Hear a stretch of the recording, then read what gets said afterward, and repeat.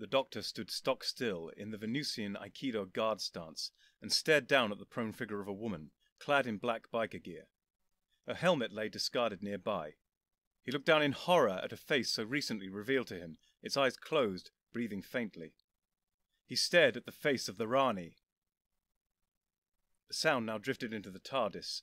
Faintly, from outside, the sound of another TARDIS launching. At that sound, the woman's eyes flicked open. She leapt to her feet, clearly revitalized and energized by the panic this noise caused. She spun with desperate haste towards the stairs leading up to the main doors of this TARDIS, and ran a few steps before stopping. Her shoulders slumped. She had clearly been trying to reach the other TARDIS. It was equally clear she had accepted this as impossible to achieve on foot. She turned now, slowly, to regard the Doctor with a furious glare. "Rani! What the devil are you doing? And why are you here? And there?" With these last words, he nodded towards the entrance doors of his TARDIS. It was through these that the Rani had so recently departed, abducting K9 in the process, and where, presumably, she had boarded another TARDIS. It had seemed impossible that this woman's frown could deepen any further, or her eyes become more fiery, and yet they did. She walked with determined steps toward the Doctor, who instinctively raised his guard a little in response.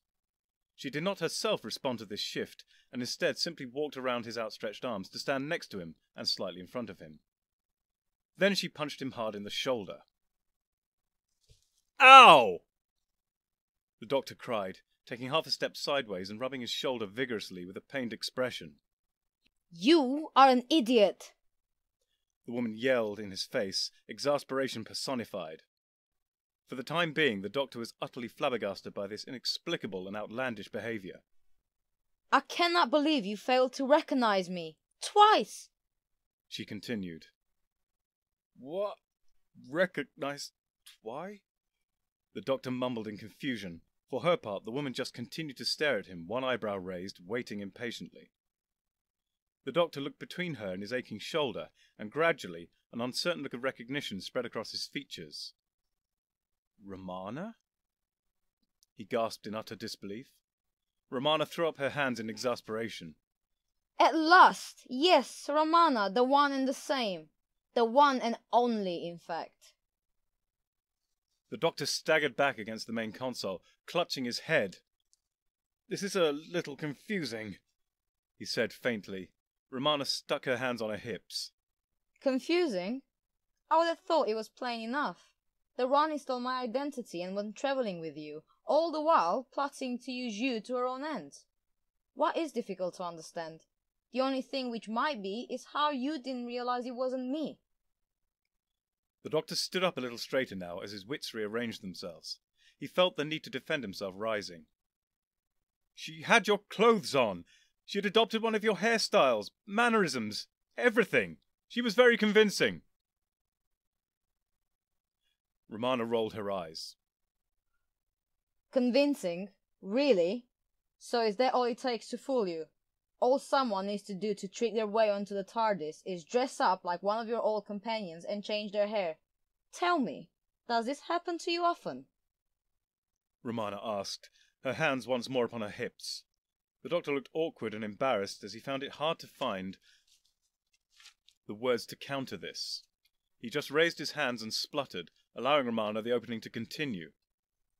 "It wasn't even the last dress or hairstyle you saw me with." "But she had your face!" the Doctor finally managed. Romana cocked her head, her eyes narrowed at the Doctor. "Ah, true, true. She did complete her disguise by regenerating into my current face. Perhaps I should cut you some slack?" she said with laboured consideration. "Well, yes," the Doctor began. "You have to admit that it was a very committed performance." Romana suddenly snapped her fingers and shook her head in mock regret. "Oh, Except you have never actually met me in this regeneration before. Hello, by the way, long time no see. She said suddenly, extending her hand towards the doctor. Once again he looked confused, then reached towards it. Romana slapped his hand away before returning her own to her waist. You have never seen this face before, so you cannot use that excuse, unless you have been stalking my progress through the Gallifreyan archives. Well, have you? The doctor sighed, frowning. No, of course not. Well, there we go then. The doctor studied Romana intently. It really is you, isn't it? He asked, but with a tone that betrayed no doubt. Romana returned his frown and shook her head in weary exasperation. We are Time Lords, you and I. Even though our faces change, we usually have a good intuition as to who each other is. I knew you were you for the first time I saw you, albeit from afar. Even with your new face. Don't you know me, Doctor? Or would you like the TARDIS to scan me and confirm against records? The doctor shook his head. I know it's you. I won't be fooled again, he said with utter conviction. But why? He continued. Didn't you confront her, confront us both? Revealed her as the imposter and yourself as the real Romana? As you said, the TARDIS could have confirmed who was telling the truth. Romana shook her head. No, Doctor, I could not do that. The Rani was never more than a few feet away from you at all times. You know she is a devious, ruthless and cunning criminal. She doubtless always had some hidden weapon, a gun, a knife, a needle, who knows. If at any point she had thought your usefulness was at an end, she almost certainly would have killed you then and there, made the best of what she had already obtained, and probably run off with your TARDIS. Here she paused, looking forlorn. Instead of making off with mine. The doctor understood her loss and was sympathetic in body and voice. So what did you do? He asked kindly. Romana sighed with resignation and continued her tale.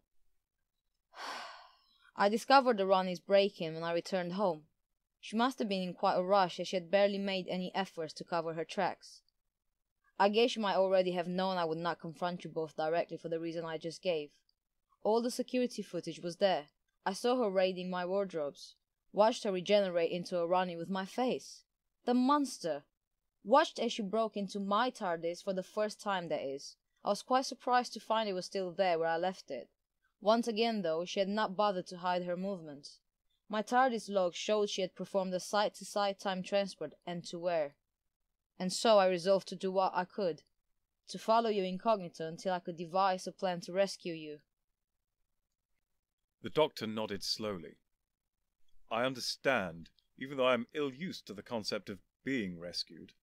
So that explains your first appearance at Foxgrove Cemetery, I suppose. Romana allowed herself a small, smug grin. That was the first time you saw me, she said archly. And the Levithian mercenary on Mondas, I'll warrant. Romana inclined her head in acknowledgement. Those are two examples, yes. The doctor nodded impatiently, but neither instance worked out as you had hoped, did they? Romana pursed her lips peevishly, then she shrugged. No, not exactly. Outside Foxgrove Cemetery, I had hoped to incapacitate the Rani, or at least separate her far enough from you to intervene. Unfortunately, she avoided me, and threw herself over you. She couldn't have got much closer. And your Levithian mercenary? Romana chuckled ruefully. Yes, well, I had managed to temporarily take over the duties of Jane Bayer's regular hired heavy. When she had called me through with the rifle, I thought for a moment I had the Rani cold. But she gripped your shoulder as soon as I raised my rifle, and I knew she would kill you long before I could take her down. So I beat an inglorious and hasty retreat. The doctor shook his head in sympathy. The Rani is resourceful. Romana did not look entirely pleased or impressed by the doctor's assessment. She has her moments, she conceded grudgingly. And so you finally caught up with us here, on Janus, the doctor concluded. Romana nodded. I landed here after you had already left your TARDIS. My chameleon circuit was set to a large tree, and I had landed quite close to your own Type 40. Too close, it seems, since the Rani must have noticed it. She certainly found it quickly enough once she left here. The doctor nodded vigorously. Yes, that was a little careless, he agreed. Romana found herself glaring at the doctor once again. Well, you didn't notice it. You didn't even notice the Rani was the Rani. The doctor coughed awkwardly. Yes, well, it's possible, just remotely, that I may have been a tiny bit careless myself. Possibly. Possibly? Romana growled, still frowning. A tiny bit, the doctor replied quickly. The doctor and Romana stared at each other for a few uncomfortable moments. The doctor decided to break the silence. You know, I didn't trust her entirely. I had my suspicions about the Rani from quite early on, he said confidently. Really? Romana said skeptically. Oh yes, the doctor said insistently, from when she produced that handkerchief with the ridiculous R monogram. Romana unzipped one of the pockets of her leather jacket. Slowly she withdrew an identical monogrammed white handkerchief. She stole that from my collection, along with my old dress and boots. Yes, the doctor responded somewhat flustered. It wasn't the handkerchief per se, it was what she said immediately afterwards. Romana raised a skeptical eyebrow. Which was? When she mentioned my fixation with question marks, that referred to a period long after we had parted company. When I was in that phase, we had almost no interaction. Romana mused. And that was enough to make you suspicious? Absolutely, the doctor agreed loudly. Then his tone softened and lost some of its bluster. There were a few other things, though.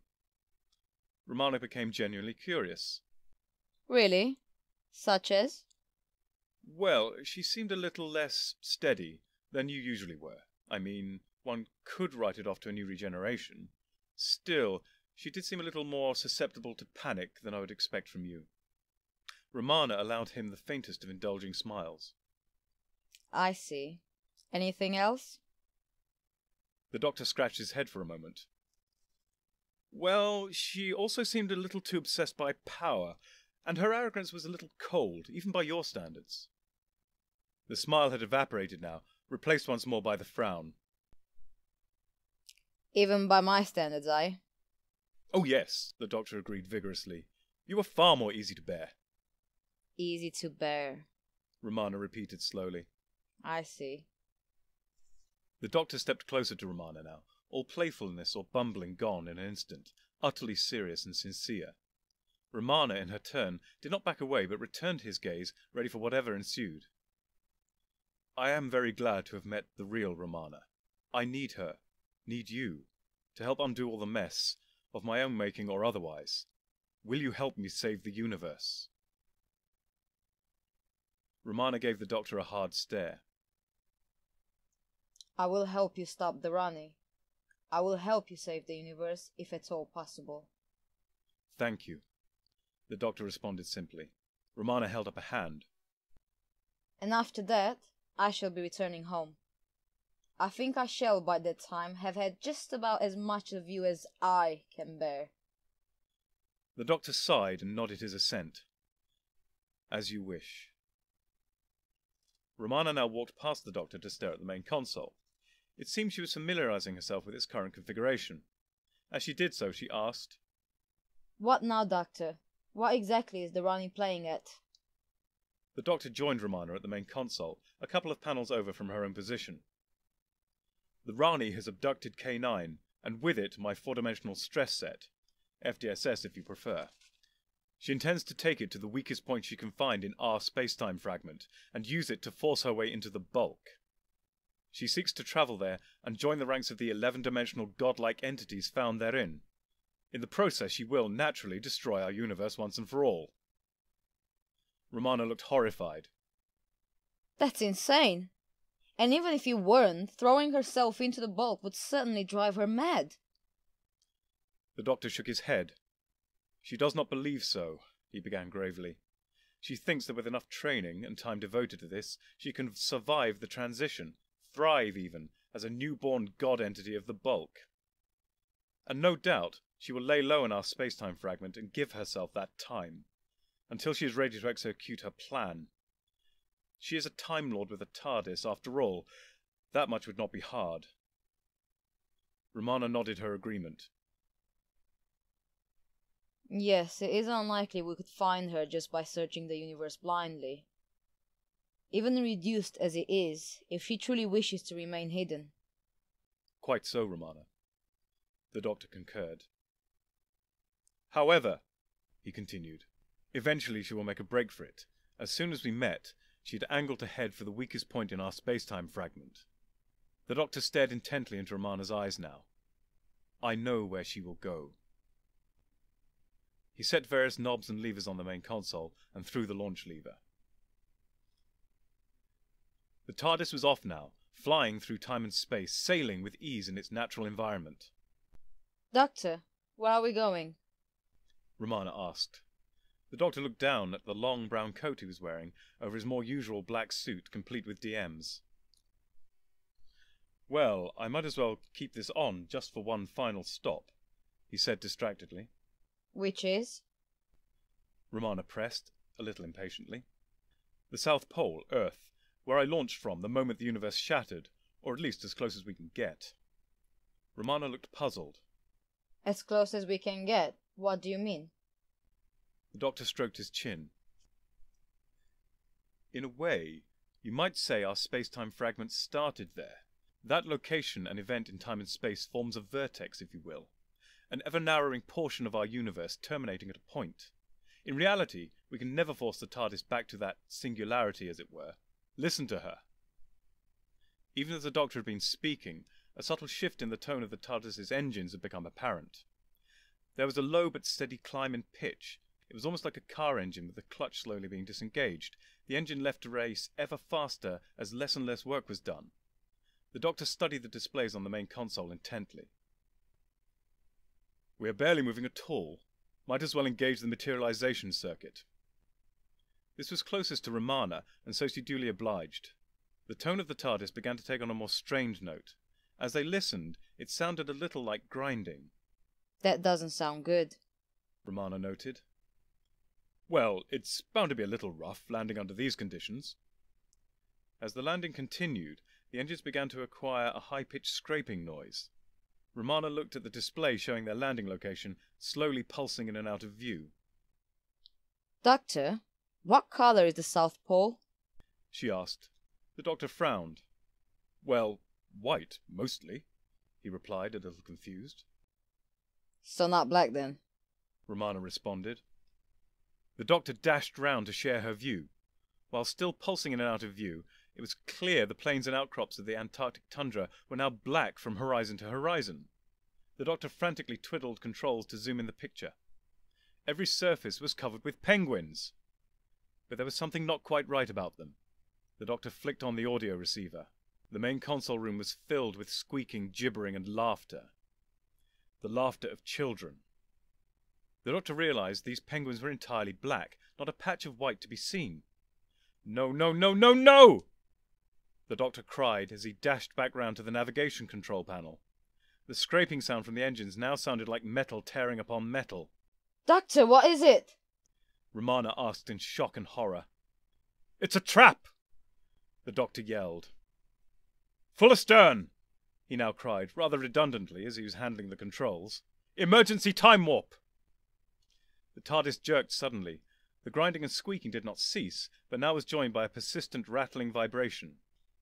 The Doctor dashed back round to the view screen Romana was using, and together they monitored the scene before them. The black South Pole was still pulsing in and out of sight, and at first it seemed nothing had changed. Then gradually, the time the screen spent blank seemed to outlast the time spent on the landing site. Slowly, painfully slowly, the South Pole faded and ultimately vanished from view. At the same time, the grinding and scraping diminished, the vibrations subsiding with them. Finally, the TARDIS was flying normally, free at last. What was all that? Romana asked as she breathed a sigh of relief. Creatures of the bulk. The Rani and I discovered a device, a brass sphere on Mondas. It was designed to attract them, and was particularly effective where our isolation from the bulk was weakest, and here it was very weak indeed. She must have left the sphere here with a new, longer-lasting power source. She played me, knew I would come here, and never intended this location for her real plan. What a fool I've been!" Romana frowned. While still far from friendly toward the doctor, she could not but feel a little for his utter dejection. Yes, you have been. But it's a great place to build from. The doctor chuckled a little. "Really? Is that the best you can do?" Romana stroked her chin thoughtfully. No, I don't believe it is, she said slowly. "What do you mean?" the doctor asked. The Rani spend days with you, working with you, helping you, learning how your mind works. Yes, yes, the doctor replied tetchily. "There's no need to rub it in." Romana shook her head. That's not what I mean. She knew where you would want to go given the information received and your own logical mind. The doctor inclined his head in agreement. So, Romana continued, we need to go where she knows you would never want to go, or would never wish to return to. You need to think where that might be, in the context of her plans. The doctor's eyes widened as he stared at her in surprise. "You really are Romana, aren't you?" he said with an impressed smile. One tries, she responded with a waggle of her eyebrows and the barest hint of a smile. The doctor stood up straight and stretched. Then he looked at his outstretched arms. He quickly flicked a few switches on the main console. A hat stand materialized nearby. The doctor removed the long brown coat and hung it there. "Won't be needing that anymore," he said. "Not where we're going anyway," he finished. On the driveway leading from the front door of an unremarkable Ealing suburban house stood a UPS delivery truck. Then, and by no means all at once, it was joined by a blue police telephone box. The doors opened, and out strode the doctor and Romana. They both stopped in front of the brown and beige van. "Your TARDIS, I believe," the doctor said. I believe you're right, Romana agreed. Then they turned away from it and walked on towards the house. The door was still wide open, just as the doctor and the Rani had left the place several days ago, at least in the doctor's personal timeline. More cautiously now, they entered the residence of the late Sarah Jane Smith, alert for and wary of any further traps. They mounted the stairs carefully and quietly passed through the door of the attic. The attic was exactly as the doctor had left it, chaotic and filled with Sarah Jane, Unit, and Time Lord memorabilia. There was, however, one significant difference. The wall safe to the black hole accretion disk was wide open. Seeing no further need to creep, the doctor walked over to the open hatch and stared at the scene beyond. "Master! Master! She forced me to do it! She overrode my programming!" These cries came from K9, still clutched under the Rani's arm. The Rani herself floated perhaps 6 feet beyond the hatch itself in open space. On her head was a very simple goldfish bowl-like breather unit of typical Gallifreyan design. Other than this, she was still dressed in Romana's old clothes. The Rani laughed uncontrollably as she saw the doctor and Romana before her. You are too late, the Rani cried, spitting each word at them.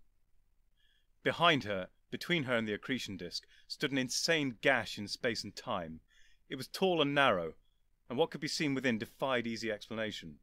It was as if every colour, every texture, every sensation clamoured to exist at once inside this rift in reality. Monster!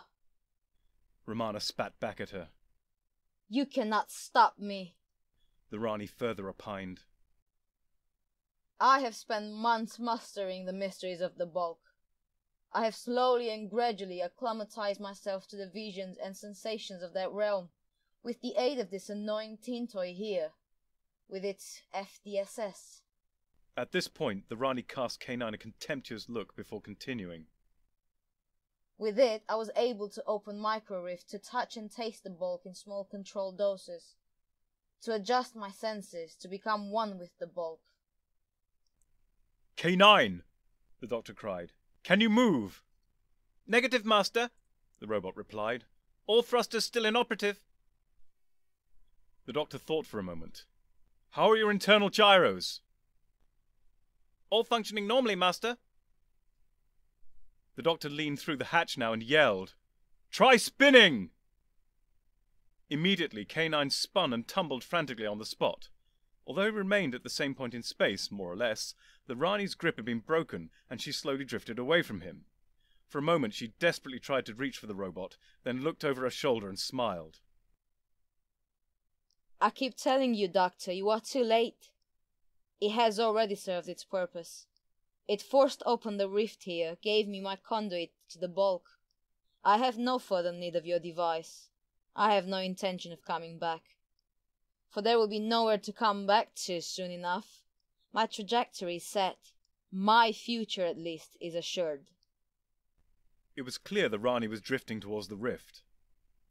A strange rumbling began to fill the Doctor and Romana's minds. It was not so much a sound as a fundamental vibration permeating everything, mind, body, soul. It could no more be heard by the Time Lords than a bell can hear itself when struck, when the whole of existence tolls. "The universe is dissolving!" the Doctor cried desperately. What can we do? Romana yelled, equally disturbed. "There is but one hope! We need K9 back here!" They both looked again upon the scarf-clad, crowned K9. By now, the Rani was practically touching the threshold of the rift. "K9! Is one end loose?" Somehow, K9 understood the Doctor's cryptic question. "Affirmative, Master." "Then try spinning again!"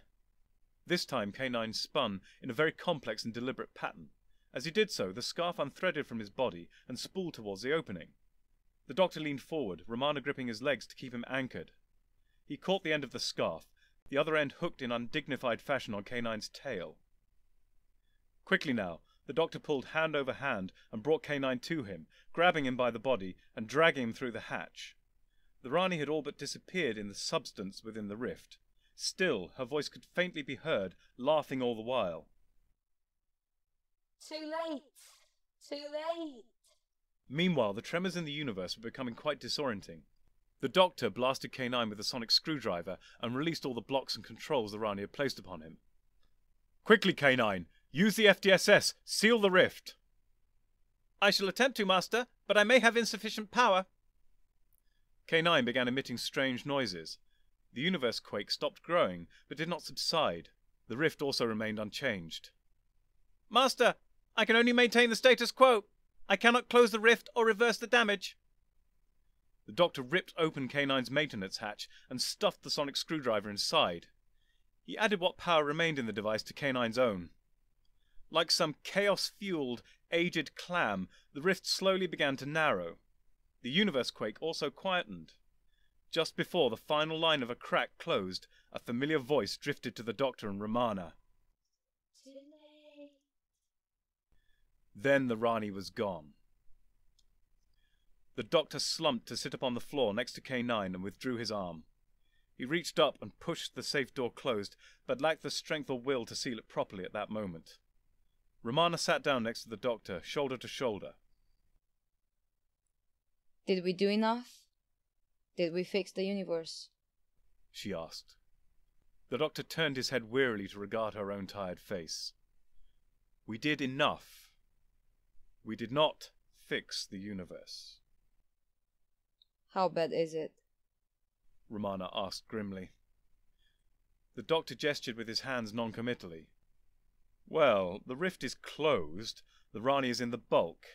We stopped the utter destruction of our universe here and now, but the Rani's actions have brought its end far, far closer. Doubtless the fragments of the universe are now dissolving, and this will only worsen and accelerate with time. What can we do? We still need to find the cause, the thing which shattered the universe to shards in the first place, and reverse it. We can only hope the universe is not too far gone to heal itself. Romana stood up and offered her hand to the Doctor. Back to the TARDIS, then? The Doctor took her hand and allowed her to help him up. Indeed, there is much to do and far to go. Romana cocked her head, struck by a thought. The Rani is now in the bulk, yes? The Doctor nodded. So it would seem. Romana shook her head in disbelief. Then she won. She got what she wanted. She joined the ranks of the bulk entities. gained the powers, knowledge, and understanding of 11-dimensional existence. The Rani won. The doctor frowned. Perhaps so, but it reminds me of an Earth expression. Really? Romana responded curiously. Which one? The doctor gave a grim smile. Be careful what you wish for.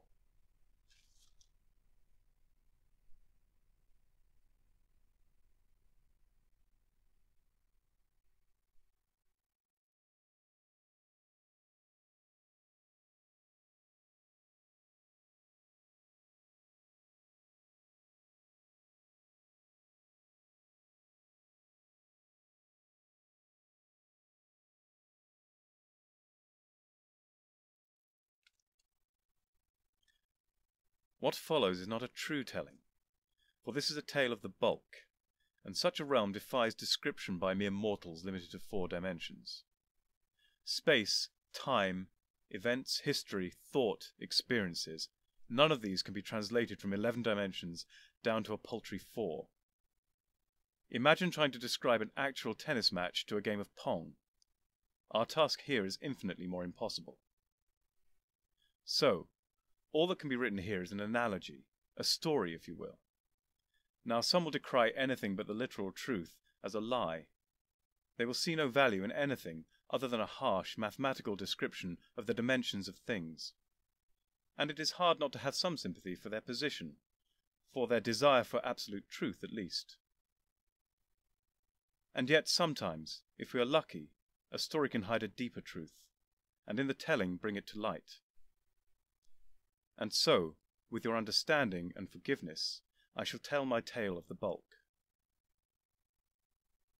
The Rani stood upon a vast plain. It was utterly smooth and featureless, and impossible, as this may seem, appeared to stretch in all directions forever. Its colour, for as much as that concept had any real meaning, could be a greenish-brown, but was otherwise unremarkable. The Rani looked about her, aghast. Now she looked up. The sky above her boiled with insane, unimaginable colours, twisted and danced with crazed shapes, entities of the bulk engaged in whatever passed for activities or functions in 11 dimensions. And, as much as distance had any real meaning, they seemed vast distances away from the Rani.